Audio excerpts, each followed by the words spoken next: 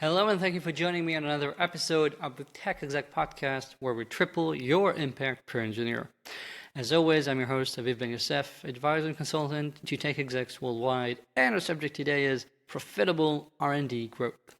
Before I get to that, let me tell you that my new book, Capitalizing Your Technology to Disrupt and Dominate Your Markets, is available for pre-order. You can get the details in the show notes, but most importantly, the pre-order period is only going to be for another week or so. And during this time, you have access to a 20% off coupon.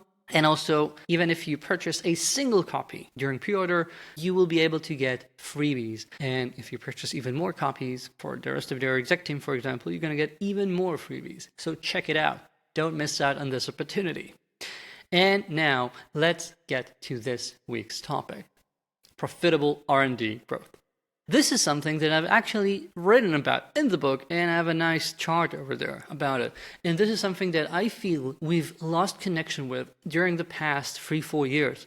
And that is, when we consider your organization, we consider the trend of how it's going to grow, how you're planning your headcount, how you're planning your R&D capabilities, and how you're matching it with your users, with the market. I have seen that many teams basically end up having to grow pretty much linearly with the growth of the business. So as the business grows, merely to maintain our feature set, merely to be able to continue bringing on and onboarding and support more clients, the R&D team has to grow pretty much linearly with that.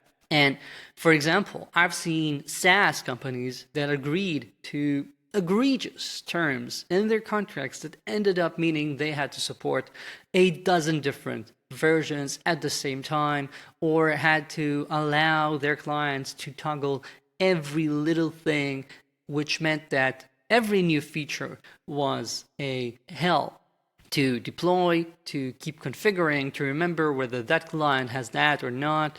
You can't even make heads or tails in your own code base because things just got exponentially harder to maintain very, very quickly. Or, for example, maybe what you're doing is wasting time allowing your team to do too many things manually, as opposed to investing once and for all in creating automatic ways of onboarding new clients, of finding out whether someone's system doesn't make sense for you or the integration has problems. Because right now, it is becoming a lot easier than ever to create models that can foresee this, to have no-code tools or low-code tools that can really help you find out what it is that you need to be doing, etc., and enable others in your company, like the customer success team or like the sales engineers or whatever, be more empowered.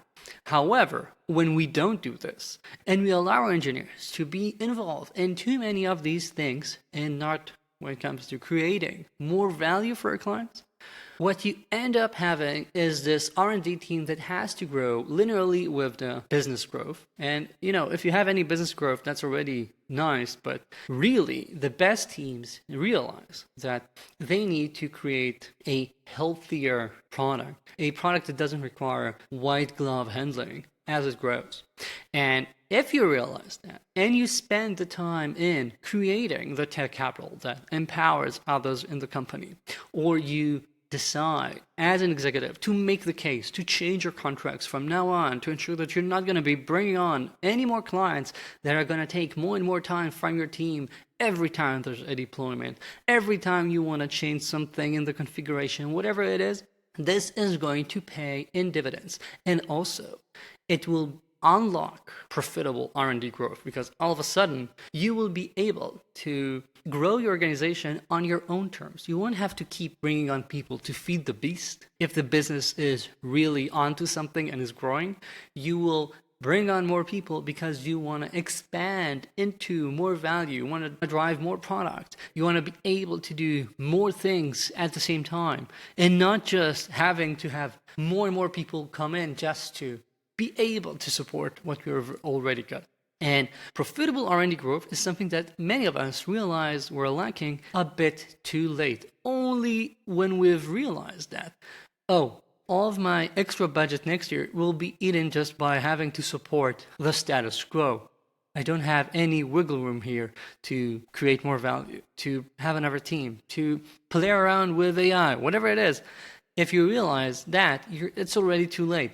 You want to start right now and ensure that you're on the track to cut the ties between the business growth and the R&D growth. Maybe you will grow linearly, but that will be because you're providing so much value so that it makes sense for the business to invest in it. Not because we have to do that to be able to support the new clients or to be able to withstand all of our quality issues, which I hope is not the case for you. All right, think about that. That's it for this week. Thank you for joining me. Again, check out the new book and check out my newsletter. It's the best newsletter for tech execs online. Link to both in the show notes. Thank you. Talk soon.